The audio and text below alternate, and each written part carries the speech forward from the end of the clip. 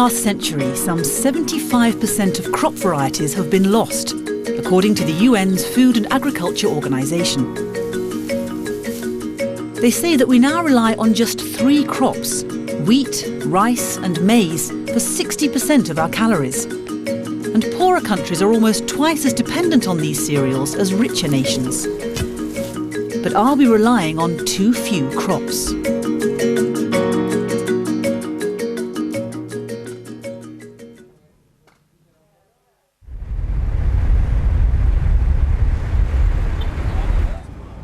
In southern India, scientists are on their way to the Collie Hills. An ancient culture is changing, and these scientists believe that some old traditions point the way ahead out of what they see as a future global food crisis. So this is the Collie Hills from here? Yeah, this is the Collie Hill. We are at the base of the hill. Now we will be climbing very soon. And you can see up there where the clouds are touching the hillocks. That is the Collie Hill. Wonderful.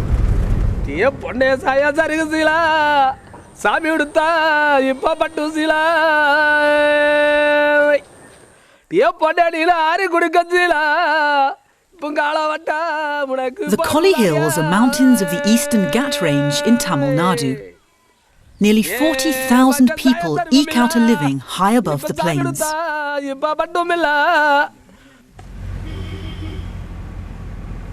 You can see some white lines there, up there. That is a road, when we winding road. With a 74 hairpin cuts. Wow. We'll be reaching 2100 plus feet above. Until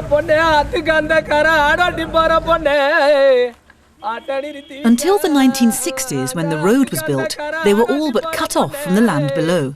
The scientists are going to see the farming families who have been tilling the land for centuries.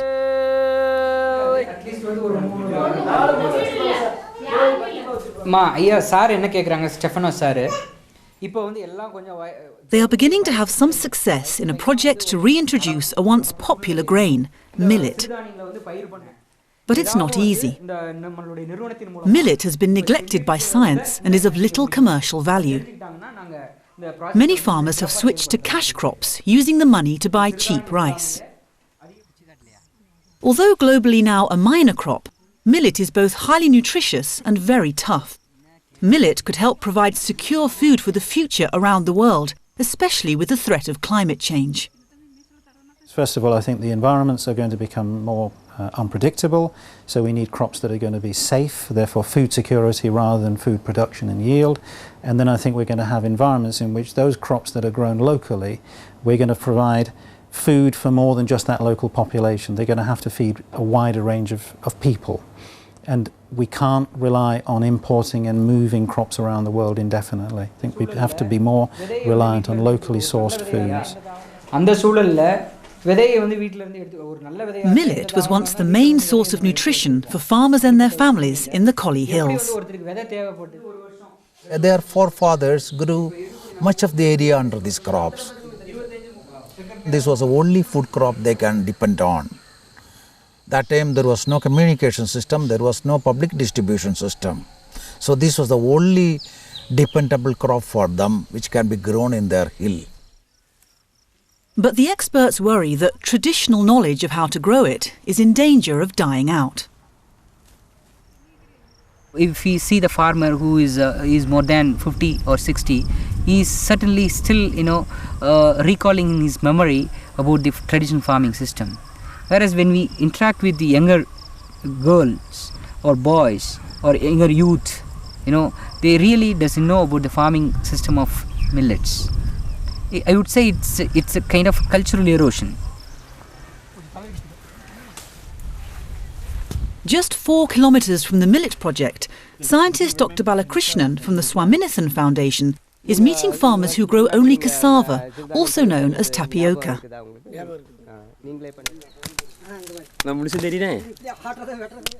Like millet, it too was once neglected in different parts of the world. But now, here in the hills, it's the cash crop they sell to the factories in the plains below. He finds it quite profitable. This crop is making a good living for him.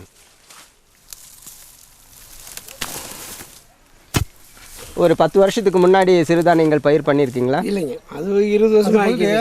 20 வருஷத்துக்கு முன்னாடி தாங்க விவசாயம். Okay. Only 20 years back they used to grow millets, he says. They've forgotten growing millets since 20 years. அப்போ சொன்னது எனக்கு நான் தமிழில் சொன்னேன். இதே மாதிரி வச்சிருக்காங்களா வேற கருத்து? இது வந்து பதங்களமே எல்லாரும் இது மாதிரி பண்றாங்க.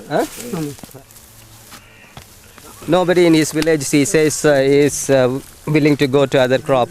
Everybody is continuing with tapioca growing.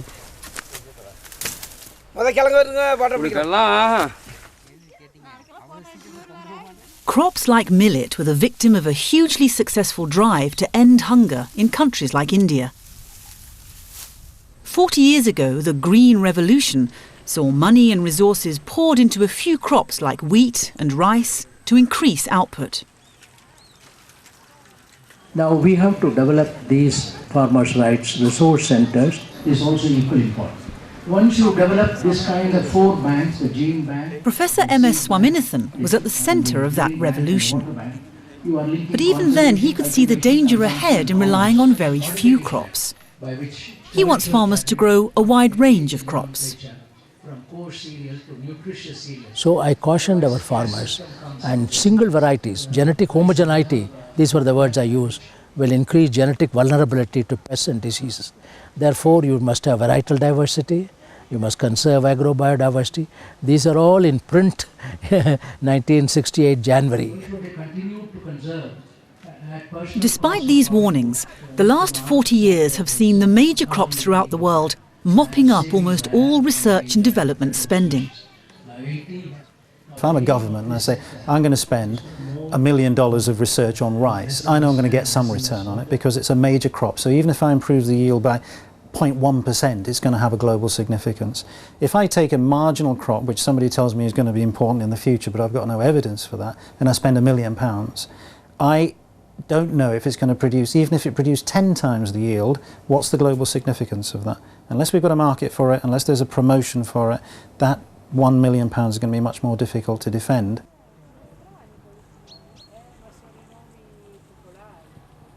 All this part is our orchard. The problem of forgotten crops is not confined to India. Italy, a country famed for its cooking, is losing agricultural heritage. Isabella Dalla Ragione has spent the last quarter of a century looking for lost varieties of fruit in Umbria. For her, it's a never-ending quest. We know that this was very important for the Romans. The Romans used a lot of this medlar. The Romans used medlar to aid digestion. It is just one of the 400 trees bearing forgotten fruits that Isabella has rescued and planted in her orchard. It's not only a nostalgic view, because some of these varieties are very good, very good to sell, and very good smell, good flavor, and so why to lose? Why to throw away? So they are our past, but also they can be also our future. Diamo. But the question is, how do crops like millets and medlars fight their way back like cassava and get enough investment to be improved, cultivated, sold and eaten once again? Back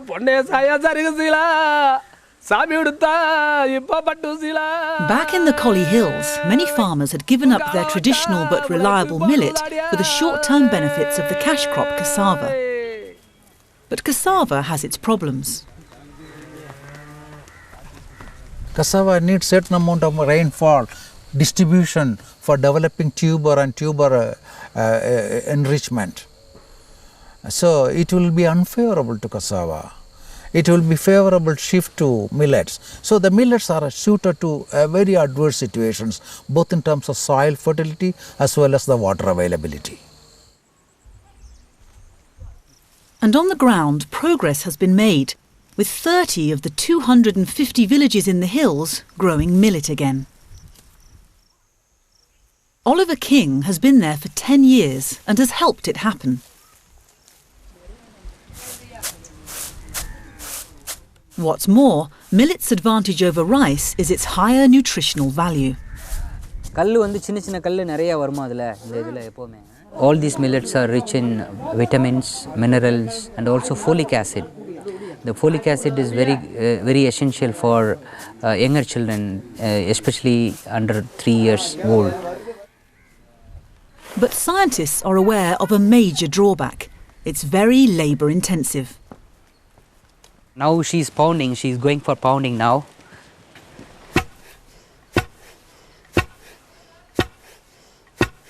Traditionally she had been doing this, and she's an older lady, but in the younger generation, especially young girls, they don't prefer, no longer they want to do the same. Lot of work involved in these millets. For pounding this amount, they take about half an hour for completely pounding this.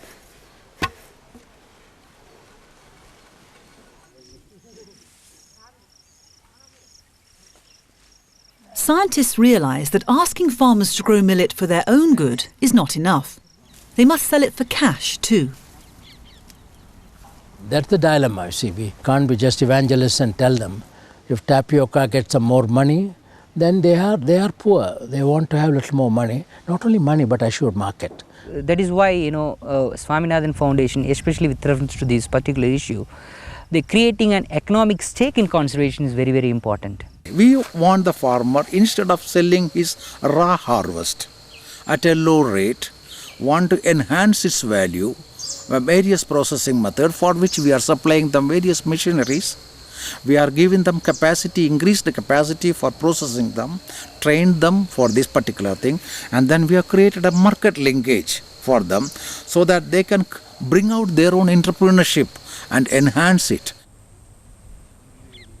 Agricultural scientists in Bangalore are busy developing millet varieties to make them more disease resistant and to give them greater yields.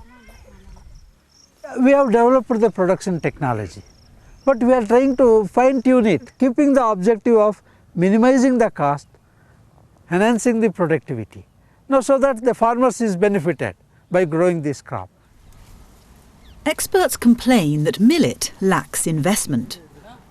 Institutional support is required for production of new varieties and develop new production packages and also plant protection packages. See what is happening, the rice and the wheat, they have been in the public distribution system. PDS system is there, but the force is not there for these millet crops. The force is in the public distribution system. It's a network of government shops where people can buy subsidised rice, but not millet. More than 98% of the people of India, they eat rice and wheat, and it has been so for centuries. So if the government wants to have a food security for its citizens, then wheat and rice have to be given prime importance. So therefore, wheat and rice is subsidized both for the farmer who grows it and for the consumer who eats it. We recommended that the food security basket, the public distribution system, should be enlarged. Not only wheat and rice, but all the millets. If it is Kolli Hills area or the Namakkal as we say them, that public distribution system should include all these grains. Right now, for what are known as coarse grains like millet and maize, the open market price levels are far above the minimum support price levels. It is not true that we neglect millet and other coarse grains. It is just that they don't, as of now, because of market price conditions, need our support. Che dici? È qui Gin, sì. So the bitter orange is just in this little orchard. Back in Italy, Isabella Dalla Ragione has been searching for forgotten varieties of fruit. Today she's found a rare bitter orange in a mountain village. She believes that the secret to preserving old varieties is to create markets. At present, these bitter oranges are only grown in small quantities, and for her, this is a problem. The problem is that the small farmers, they are old people. They have problem to sell products. They have problem to be in the market, in the big market, because of course the big market wants a big quantity of products. So they live only with the local market, with the small markets.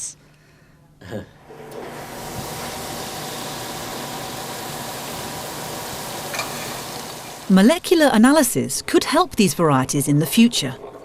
At nearby Perugia University, molecular biologists are helping to preserve and develop some of the fruit that Isabella finds. We did the molecular analysis with Isabella's apples because she collected some material, and then we wanted to check if those materials were the same varieties or were different varieties. And in doing that, we also added some other apples just to look for markers that could discriminate her variety or her varieties from the commercial ones. Genetic identification could allow old varieties to be crossbred and improved by adding traits. This would make them easier to cultivate and sell commercially. Of course, I know that is a dream for us to keep this kind of agriculture. But we need, because in the other way we lose everything. And I don't know if it's a price that we want to pay.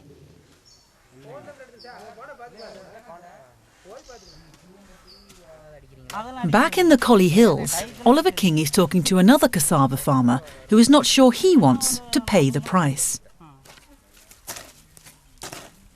நீங்க வந்து இதுல வந்து பணம் உங்களுக்கு கிடைக்குது இல்லையா? இதுக்கு ரொம்ப முக்கியம்னு நினைக்கிறீங்க நீங்க?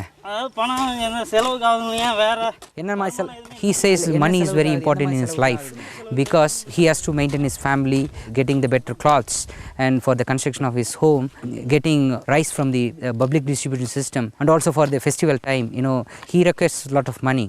That is why he prefers this crop. அதான் இருந்தாலும் வந்து இந்த கேவரு ஏதோ போட்டு சாப்பிட்டா கொஞ்சம் நல்லது அப்படினு சொல்றாங்க. நல்லதுனா எப்படி? He says people are saying all these nutritious crops like finger millets are very important, very nutritious. That is why I am also thinking of cultivating some of the grains at my land.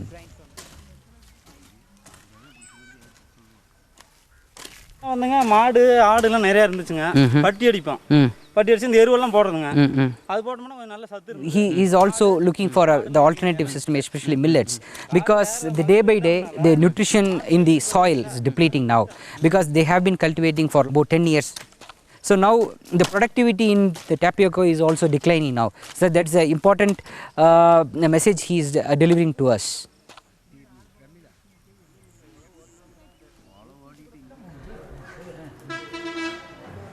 Some farmers are on their way to creating a market for millet. New local machines are producing refined millet that can be sold and eaten. சிறுதானியங்கள் பயிர் பண்றது அதிகமா பண்ணணும்னு நினைக்கிறீங்களா இல்ல உங்களுக்கு they say that because grinding is easier now, they can grow more millets and they can use this machine for their for making malt as well as ragi powder, and they can regularly take millet food in their homes.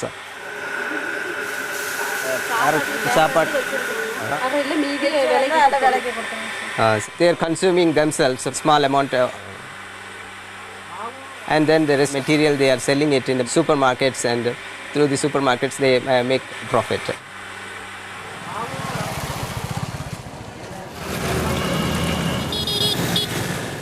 Collie Hill's millet products are now selling in 34 stores in the region. By weight, sales have increased 300% to 2 tons in 2007. It seems people are beginning to hear about the benefits of millet. தெரியும் இது வந்து கொல்லிமலையில் இருக்க விவசாயிகள் வந்து தயாரிச்சது She says that this is the product of the Collie Hills farmers. She knows that it earlier, and she says that she selects this product because it's very organic for her children. She says that yes, she will continue to buy these products. It is new to the market, but it is available in the olden days. It is good for the development of the children. It is good for the growth of the children. It is more energy content. Mixing the minor crops into the major farming system could be the future for food locally and globally. The success or failure of this venture still hangs in the balance. We're now awakening to the idea that food is actually very important, and the way we grow food, process food, consume food, and the range of species that we eat is actually very, very important to us. And I think in the next generation this will become one of the major issues. These grains are going to be important. Everybody is becoming, the rich people are becoming health conscious. There are more diabetics in India than any other country. Therefore, your crops have a great future. Don't abandon them.